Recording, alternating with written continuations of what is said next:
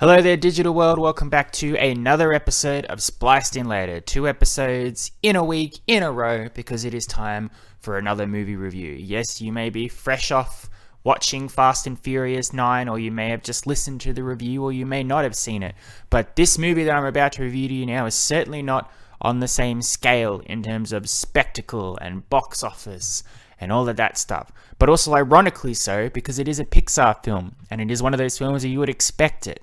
But let me tell you, this film came out, and it came out on the radar in such a way that I have not experienced with a Pixar film before. I have done with the past Pixar films, I have actively tried to avoid trailers and plot points so I can go into these brand new films fresh. So with things like Onward and Soul, I was able to go, okay, cool, this is the plot, this is interesting, okay, I'm with it. With this film, I didn't even have to try. I did not see a single trailer advertised once. I did not see any press releases or advertisements for it. The only reason I knew it was coming was because I'm an insane person who writes down what movies are coming out for the year and then keeps track of their release date. But that required me to actively check on this movie and check its release date and check what was coming. And I told people, I said, this movie's coming on Friday. I can't wait to review it. And people went, that's coming out this week? What the heck? In case you are wondering, the movie that we are going to talk about today is the new Pixar film, Luca, a brand new Pixar film. It's not a Pixar sequel or anything. This is a brand new film, a brand new concept. If you wish to watch Luca, you can, if you have Disney Plus, of course. It is available on Disney Plus. Now, Pixar have had some unfortunate luck, basically, since the pandemic kicked off in March last year, just in terms of their approach to their movies and their availability, and even charging for them in a way that has not been repeated for other movies. Onward had a bit of bad luck in March because when it came out, the pandemic was taking off, so it was still in theaters, but no one was going to the theaters, so it certainly suffered in that regard. When Soul came out at the end of last year, despite everybody knowing that, of course, Soul will be great, and it's already going to be an Academy Award contender and all of that, because we are basically discussing the meaning of life in this film, it was available on Disney Plus at no extra charge. So if you had Disney Plus, you could just watch it, and they wouldn't charge you any extra. In a direct contrast to other Disney films that have come out or will come out that make you pay an extra bit of money just to watch the film. Essentially, you are still going to the movie theaters, but you're going to the theaters at home through Disney Plus. So big blockbustery films like Mulan, or what's coming up soon, Black Widow, Jungle Cruise. These films are available. Raya and the Last Dragon, that's another one. Raya and the Last Dragon. These are available on Disney Plus, or were available on Disney Plus, but you had to pay an extra $30 to watch it. For these films, nah. And that's interesting because Pixar films, generally in the past, made a ton of money. Toy Story, for example. Cars, Incredibles, Finding Dory, Inside Out, clean sweep at the box office. It used to be that if a Pixar film is coming, it's absolutely going to make a lot of money. So in that instance, I'm not sure why these Pixar films have not had the same approach. But I feel bad for the people making them, because it is sort of like our movies aren't good enough to be charged that extra, but we also won an Academy Award. I don't know what the thing behind it is. And I just read a recent news article yesterday that says Pixar hopes that maybe their films will go back to the theaters in 2022.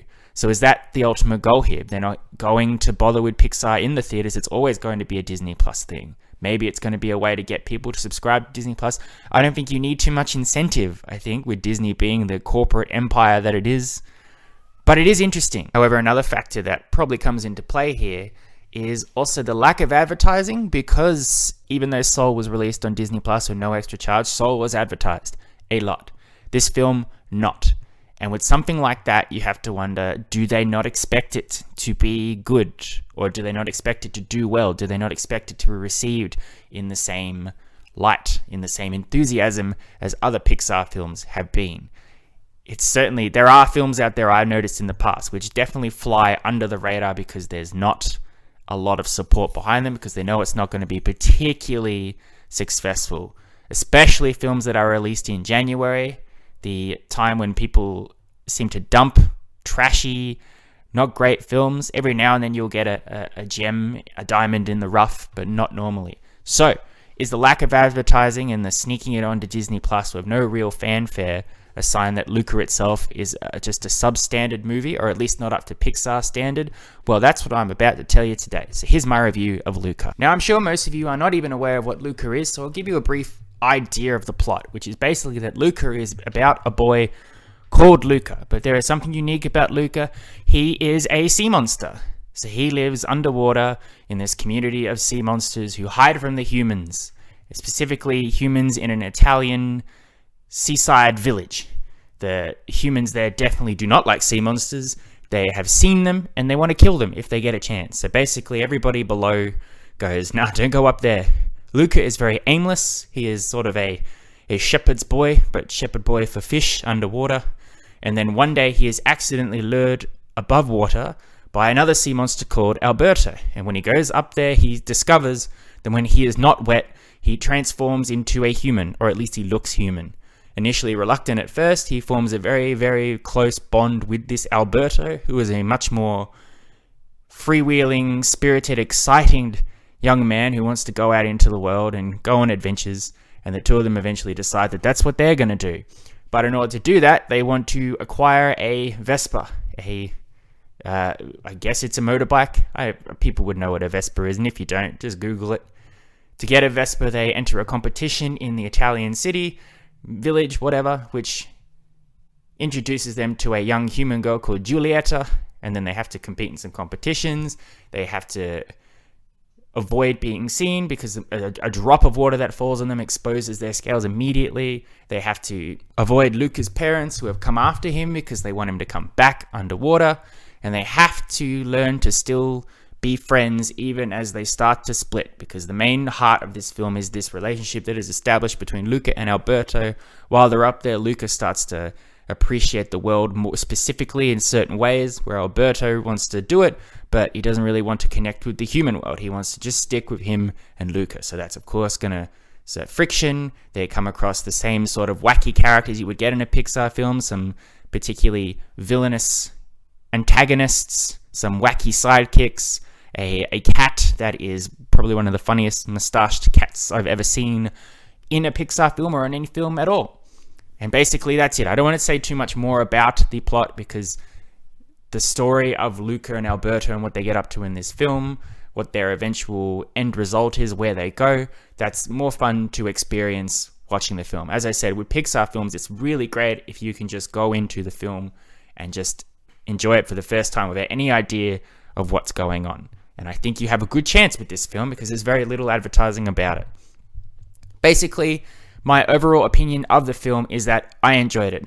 I would agree, I do not think that it is up to the standard that has been set by previous Pixar films, the heights of Toy Story 3 or Coco or Inside Out.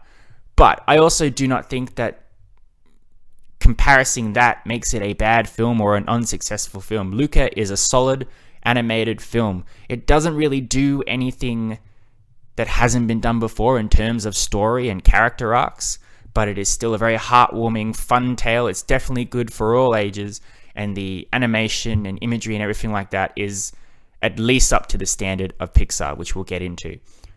Looking at Pixar films, as I've ranked them before, I certainly would not put Luca at the bottom. It would be somewhere in the middle there. It's a great, interesting, animated concept of a film, but it certainly doesn't do anything to go, that'll be a film from Pixar that people will talk about from years to come.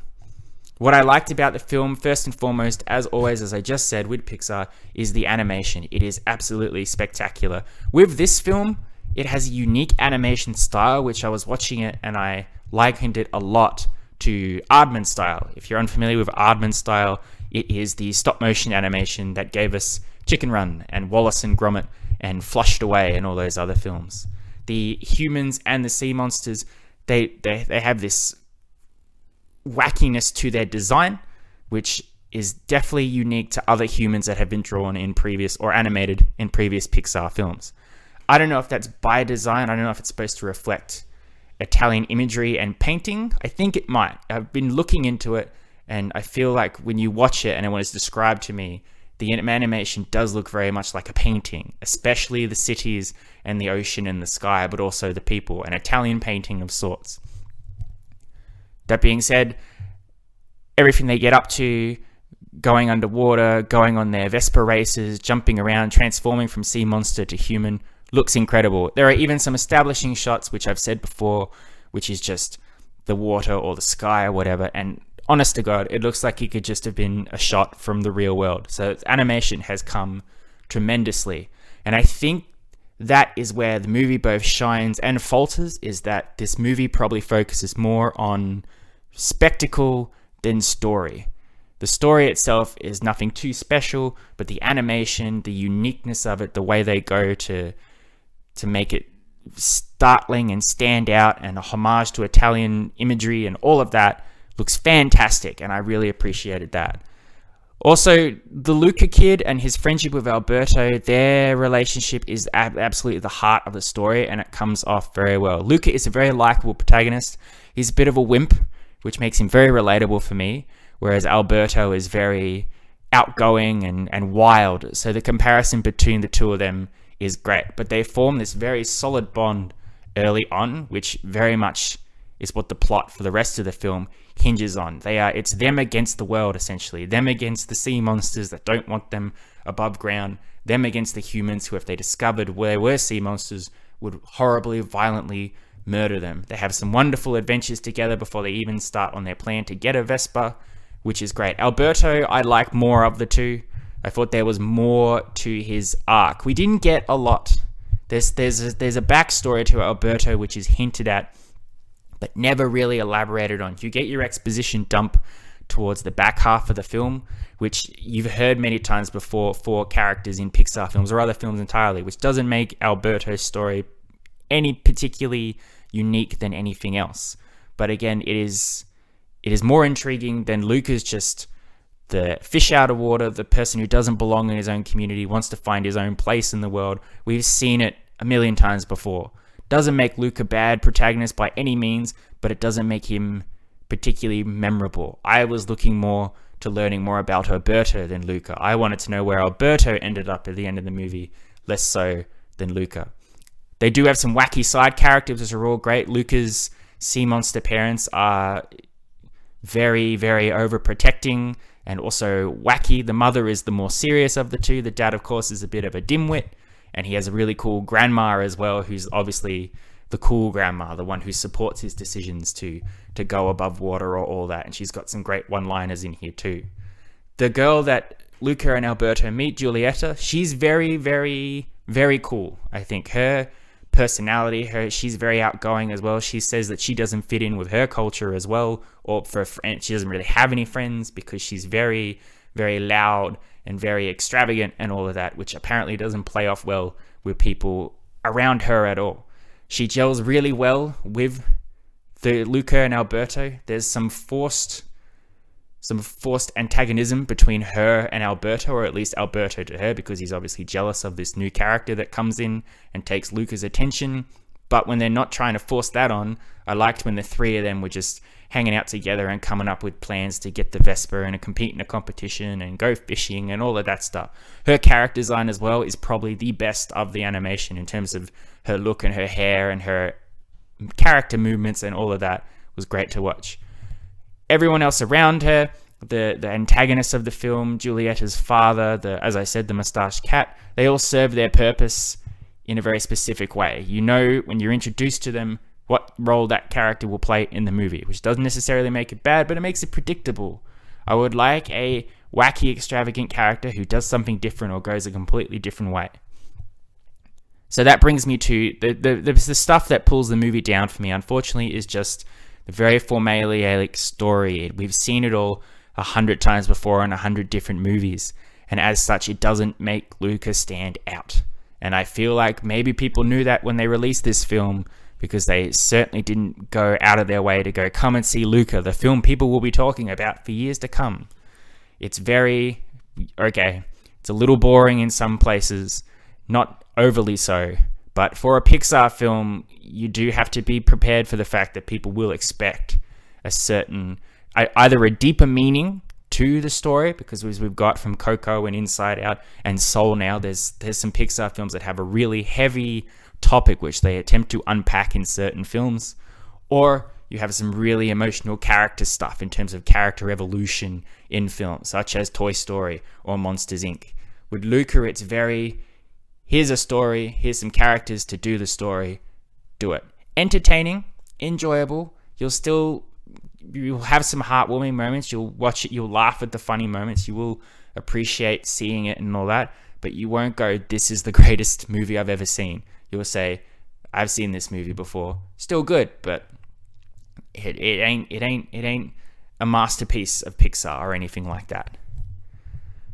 There's not much more to say about Luca. It is a very simple, by the books film. You've seen it 100 times before. It's still a good film. The characters are fun by all means, but again, you've seen them all before. I would recommend Luca mainly for the animation and the imagery. I think it's spectacular, and I would recommend it as well for a feel-good film. This film's not going to make you think, it's not going to make you question your reality or anything like that, but you absolutely will feel good watching this film. And as I've said, in the current climate and the world we live in, a feel-good film like Luca is something that we absolutely need. And I feel like people will get something out of it. Nothing that's going to change their world, but at least something that'll make them smile, which is nice.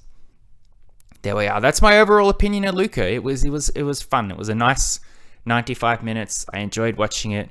I understood why it's under the radar on Pixar, on Disney Plus and everything like that. But I also think that, again, people have different opinions about different things. I've been looking into people ranking Pixar films online, and I always think I'm going to go, okay, I know which films are going to be the best. But people surprise me. So it's really people's opinions and what they like about Pixar and the films that appeal to them and the films that don't. I'm one of those people that thinks Onward is an absolutely wonderful, fantastic, top-tier Disney Pixar film. And I've talked to a lot of people that are like, nah, subpar. And then I might lose some subscribers and listeners to say this.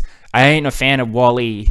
It's a fine enough movie, but I get bored in it, unfortunately, and I'm not a fan of WALL-E. But of course, you talk to everybody else in the world, and WALL-E is the greatest thing since sliced bread. So I'd be interested to see if people watch this film. Definitely watch this film. It deserves to be watched. It deserves to be a part of the Pixar library. While it's not top tier, it's not bottom tier, in my opinion. But I would be interested to see what people think about this film, and if they like it, and what they like about it, what appeals to them, anything like that. So definitely watch it if you've got Disney Plus. Depending where you are in the world, F9 may not even be out yet. So if you're looking for a film to watch, I hear The Hitman's Bodyguard's Wife is out, maybe, but Luca might be more appealing to watch with your kids, to watch with people of all ages. And also, if you got Disney Plus, you can stay at home and watch it. You don't have to go to the cinemas. And having gone to the cinemas a few times recently and hearing people talk and crunch or whip out their phones or talk at full volume, I do appreciate the prospect that maybe we could just watch all our movies from home. That might be nice. So yeah, there we go. Enjoy Luca if you watch it. I hope you appreciated this episode. We are 2 episodes away from my 100th episode, and I have absolutely no idea what I'm going to do, but I will at least revitalize my logo and my intro music. So be sure to check in at least for that, and hopefully I'll come up with something else to appreciate the 100 episodes. We will see. But until then, I love and appreciate you as always. Thank you for listening to me once again. It's been a treat. It's been a blast. You've been spliced in later. Adios, muchachos. I'll catch you next time.